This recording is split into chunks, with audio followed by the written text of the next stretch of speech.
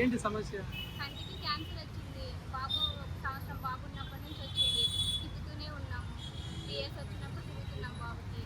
మా సంగారెడ్డికి వెళ్ళాము, కలెక్టర్ ఆఫీస్కి వెళ్ళాము, అక్కడ కూడా అవ్వలేదు. మళ్ళీ ఇక్కడికి వచ్చాము. అడ్మిషన్ పేపర్స్ అన్ని పట్టుకొని చేస్తాము అన్నారు. ఇవాళ దయ. గత 10 సంవత్సరాలుగా మీరు అర్జీ ఇచ్చినా క్యాన్సిల్ అవుతా ఉంది. క్యాన్సల్ అవుతా ఉంది. కారణం ఏమి? డాక్టర్ మేము చేసిన సర్టిఫికెట్ మొత్తానికి మీకు కన్ను రాదు అని చెప్పేసి మొత్తం హై క్యాన్సిల్ చేసేసిండు. కంటికి క్యాన్సర్ వచ్చింది, సర్టిఫికేట్ మొత్తము క్యాన్సిల్ అని పెట్టేసారు.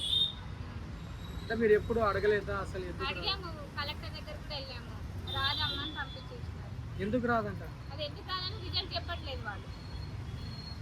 మరి ఇప్పుడు ఇక్కడ ఇచ్చారా? మరి ఇక్కడ ఇచ్చాం. ఏమన్నారమ్మా? చేస్తారు అని అన్నారు. ఇంకేమో రాదని అంటున్నారు వీళ్ళు కూడా. మాకైతే ఏ ఆధారం లేదు, అది తప్ప. జాబ్ పర్పస్ హైదరాబాద్లో ఉంటున్నాను. నాది వచ్చేసి నల్గొండ జిల్లా, మండలం వచ్చేసి కొండమండపల్లి, గ్రామం వచ్చే పెళ్లిపాకుల. నా ల్యాండ్ సమస్య ఉండి ఉమ్మడి రాజధాని ఉన్నప్పుడు మొత్తం ల్యాండ్ మొత్తం మా ప్రధాన పేరు మీద ఉంది. ప్రధాన పేరు మీద ఉన్నప్పుడు వాళ్ళ ల్యాండ్ అమ్ముకున్నాక మా ల్యాండ్ మీద పడి టీఆర్ఎస్ ప్రభుత్వం వచ్చినాక టీఆర్ఎస్ వాళ్ళు ధరణి వచ్చినాక, ధరణి కోట వచ్చినాక ఆటోమేటిక్గా వాళ్ళ పేరు ఎక్కిస్తున్నారు. మాకు తెలియకుండానే వేరే ఉమ్మడి కుటుంబంలో ఒక ఆయన పేరు ఎక్కిచ్చేసారు. టీఆర్ఎస్ మనిషి మీద ఎక్కిచ్చేసి ఆ ల్యాండ్ అమ్ముకొని ఇప్పుడు పరారులో ఉన్నాడు. 3 ఎకరాల ల్యాండ్ పరారులో ఉన్నాడు.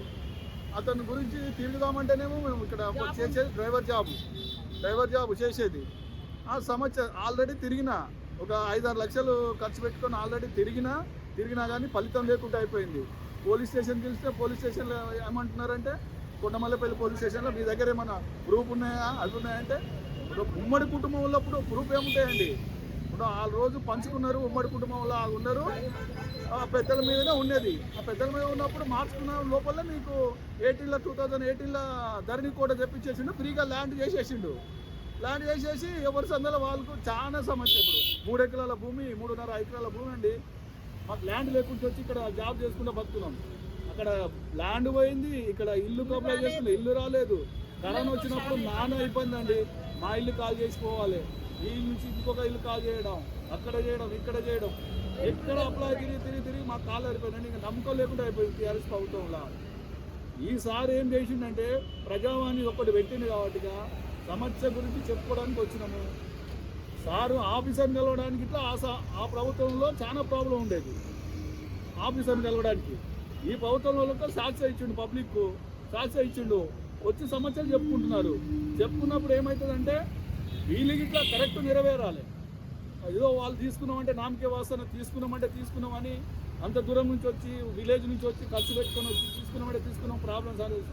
ప్రాబ్లం సాల్వ్ చేస్తే గత సీఎం పాలన కంటే ఈ సీఎం కొంచెం పబ్లిక్ శాస్త్ర ఇచ్చిందని మేము అనుకుంటున్నామండి. నేను వికలాంగుల్ని, అయితే గత ప్రభుత్వం నాకేమి ఇలాంటి ఇల్లు ఇవ్వలేదు. ఈసారి మన రేవంత్ అన్న గారు అవకాశం ఇచ్చారు ప్రతి మంగళ శుక్రవారం. కాబట్టి ఈసారి మాకు ఇల్లు, బైక్ కావాలంటే జాబ్ కూడా లేదండి. డేట్ పాస్ అయ్యాను, జాబ్ కూడా లేదన్న. ఎటువంటి క్వాలిఫైడ్ డిఎస్ఎస్ గత ప్రభుత్వం డిఎస్ చేయలేదు. ఈసారి మెగా డిఎస్ చేస్తున్నారు. కనీసం ఈసారి ఇస్తే జాబ్ రావాలని కోరుకున్నాను. అదేనా ఖచ్చితంగా ఇకైతే రెస్పాన్స్ చాలా బాగుందన్న. మాకు వికలాంగ ప్రత్యక్షంగా డైరెక్ట్గా సీఎం గారి దగ్గరికి వెళ్ళడానికి అవకాశం ఉంది. మంచిగా మీట్ అయ్యి మాట్లాడే అవకాశం మాకు ఉంది. ఆమె పేరు లాస్ట్ టైం ఒక సీఎం గారు ఇచ్చారు రేవంత్ అన్న గారు. ఆమెలాగా మాకు కూడా సహకరిస్తని చెప్పి కోరుకుంటాం మనస్ఫూర్తిగా.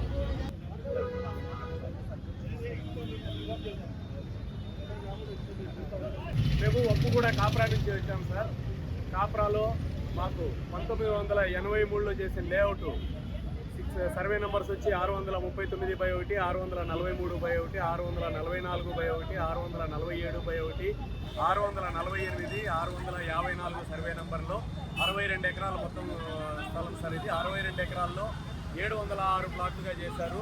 చేస్తే మేము 1983 నుంచి 2000 వరకు మేమంతా వివిధ ఉద్యోగస్తులము, మధ్యతరగతి కుటుంబాలంతా కొనుక్కున్నాం సార్. మేము 2000 సంవత్సరంలో అప్పటి కాంగ్రెస్ లీడర్ ప్రేమ్సాగర్ రావు తన అనుచరులతోటి దొంగ దస్తావేజులు పుట్టించి మా భూమిని అంతా కబ్జా చేయాలని ప్రయత్నం చేశాడు. మేము ఆర్డీఓ కోర్టులో కానీ, జాయింట్ కలెక్టర్ కోర్టులో కానీ మేము అన్ని చోట్ల మేము పోరాడి మేము గెలిచి మా ల్యాండ్ అని అనిపించుకున్న తర్వాత తను ఏం చేశాడంటే, ఇది భరించలేక ఒక 100 మంది గూండాలను పెట్టి సైట్ పైన మేము కట్టుకున్న ఇళ్ళన్నీ కూలగొట్టి మా మెంబర్స్ అందరినీ బెదిరించి ప్లాట్ ఓనర్స్ని దాదాపు 150 ప్లాట్లు అతి తక్కువ ధరకే తను కొనుక్కోవడం జరిగింది. కొనుక్కున్న తర్వాత తన మనుషులను అక్కడే పెట్టి తను బెదిరిస్తూ మమ్మల్ని మా ప్లాట్లు కూడా తనకే అమ్మాలని 550 కుటుంబాలని గత 20 సంవత్సరాల నుంచి కంటి మీద నిద్ర లేకుండా చేస్తున్నారు. ఎంతోమంది ప్లాట్ ఓనర్స్ తమ ప్లాట్ దక్కక ఆత్మహత్యలు చేసుకున్నారు. చాలామంది అనారోగ్యంతో చనిపోయారు. వాళ్ళ ఆరోగ్యాలు కానీ పిల్లల భవిష్యత్తు కానీ ఉపయోగపడకుండా పోయాయి వాళ్ళు కొన్న ప్లాట్లు కూడా. సో మేము 23 సంవత్సరాల నుంచి పోరాడుతున్నాము న్యాయం కోసము, కానీ మాకు ఎక్కడా న్యాయం జరగట్లేదు. ఈ మీడియా ద్వారా మా గౌరవనీయులైన రేవంత్ రెడ్డి గారు ప్రజా దర్బారు పెట్టడం వల్ల కనీసం మేము ముఖ్యమంత్రి గారికి మా సమస్య తెలుసుకోవడానికి మాకు అవకాశం వచ్చింది ఈ విధంగా. అందుకని మేము దాదాపు 150 మంది ఇక్కడికి వచ్చాము ఉదయమే. అందరూ పేషెంట్లు కావడం వల్ల వెళ్ళిపోయారు. మేము కొంతమంది మాత్రమే మిగిలాము ఇక్కడ. మీ మీడియా ద్వారా మేము కోరుకునేది ఒకటే, మంచిర్యాల ఎమ్మెల్యే ప్రేమ్ సాగర్ రావు నుంచి మమ్మల్ని మా ఇళ్ళని కాపాడమని ప్రభుత్వాన్ని చేతులెత్తి మొక్కుతున్నాము మేము. ఏం అసలు సమస్య ఏంది? 2 బోధకాలు ఉండే నాకు. ఆ, పింఛన్ లేదు, సర్టిఫికెట్ లేదు, ఏది లేదు.